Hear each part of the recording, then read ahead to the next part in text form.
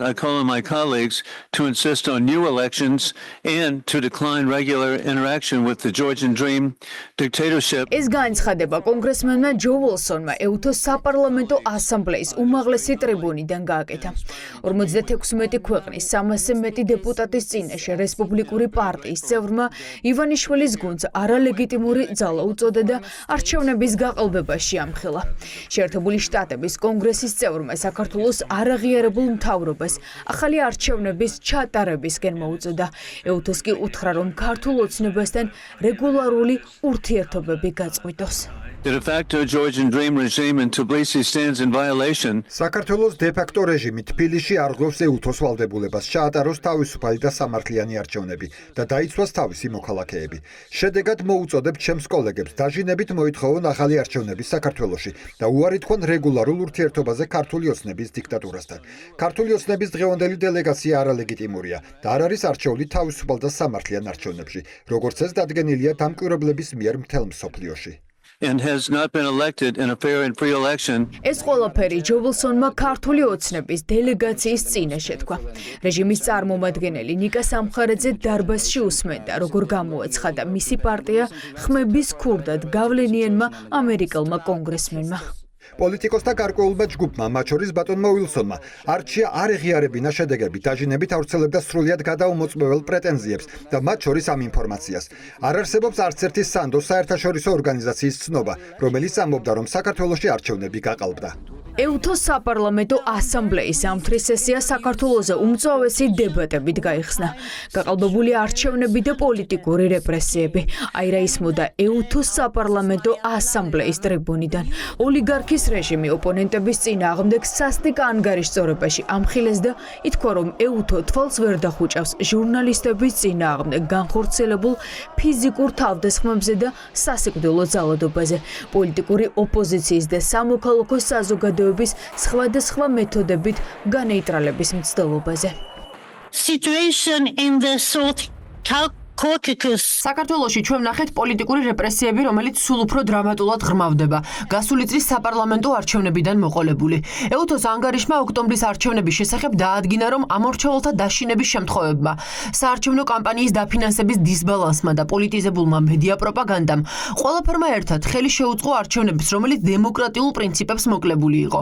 სავალალო სიტუაცია საქართველოში რჩება ტრაგიკულ უკუსლად, სადაც EUTHO-მ არ უნდა დათმოს თავისი ძირითადი პრინციპები. ფუნდამენტურ უფლებებზე ვერ ვისაუბრებთ, თუ არ გავაცნობიერებთ მზარდ თავდასხმებს პრესის თავისუფლებაზე. ჟურნალისტები აწყდებიან ონლაინ თავდასხმებს, იურიდიულ დაშინებებს, ფიზიკურ თავდასხმებს, თვალ-თვალს, მათ შორის სასიკვდილო ძალადობასაც. ვრცელი ანგარიში შვედმა დელეგატმა კარინა ოდებრიკმა წარადგინა. საქართველოში დემოკრატია ტრაგიკულ უკუსლას განიცდის და მდგომარეობა სავალალოა. დელეგატები თანხმდებიან, რომ ქართულმა ოცნებამ პოლიტიკური რეპრესიები უნდა შეწყვიტოს. დარბაზში ის დელეგატებიც ისხდნენ, რომლებიც 26 ოქტომბრის არჩევნებს საკუთარი თვალით აკვირდებოდნენ. პირდაპირ თქვეს, რომ არჩევნები EUTHO-ს სტანდარტებით არ ჩატარებულა. Many of us took part in the election observation. კოლეგებო, ბევრი ჩვენგანი ვიყავით საქართველოში ოქტომბერში ჩატარებული არჩევნების სადამკვირვებლო მისიის ნაწილი. ღრმად შეშფოთებული ვართ იქ არსებული სიტუაციით.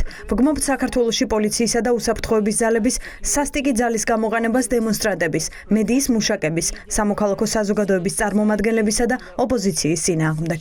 პოლიტიკური რეპრესიების მოწყობაში მხილებული ქართული ოცნება ამის მოსმენამ წყობიდან გამოიყვანა. ლევან მახაშვილი EUTHO-ს ატყუებდა, რომ ქვეყანაში პოლიტპატიმრები არ ყავთ.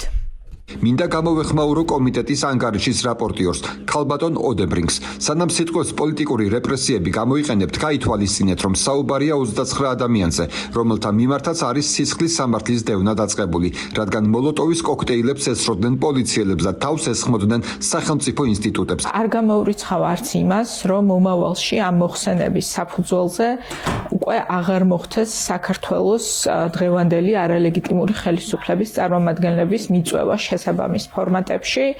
ჩვენ ვნახეთ, რომ განწყობა იხრება სწორედ აქეთკენ, რომ არ შეიძლება, რომ ჩვეულებრივ რეჟიმში გაგრძელდეს თანამშრომლობა არალეგიტიმური ხელისუფლების პირობებში. ახლა საინტერესოა მოყვება თუ არა გაგრძელება EUTHO-ს საგანგებო დებატებს. კითხვები EUTHO-ს სადამკვირვებლო მისიის მიუკერძოებლობასთან დაკავშირებით გამომძიებელთა გავლენიანმა გუნდმა დასვა. OSCE-ს კითხვები აქვს EUTHO-ს საპარლამენტო ასამბლეის გენერალურ მდივან რობერტა მონტალასთან დაკავშირებით, რომელიც კახა კალაძის ახლო მეგობარია და რომელიც თბილისში საპარლამენტო არჩევნებამდე რამდენიმე კვირით ადრე ფეხბურთის მატჩს დაესწრო. რობერტო მონტალა კალაძესთან ერთად მილანში თამაშობდა და ძველი მეგობრები არიან. ამიტომ მისი მიუკერძოებლობა კითხვებს იწვევს, რადგან მან მნიშვნელოვანი როლი ითამაშა EUTHO-ს არჩევნების სადამკვირვებლო მისიაში საქართველოში. უნდა აღნიშნო, რომ ამ კითხვის ნიშნებს სვავდა ასევე ძალიან ბევრი სხვადასხვა ეროვნული დელეგაციის წარმომადგენელი აქ ვენაში EUTHO-ს საპარლამენტო ასამბლეის მიმდინარეობისას და არ არის გამორიცხული, რომ ამ საკითხს ასევე ფორმალური მსვლელობა მიეცეს EUTHO-ს საპარლამენტო ასამბლეაში. უმწოვესი დებატების შემდეგ განცხადება EUTHO-ს ასამბლეის ევროპის სახალხო პარტიამ გავრცელა.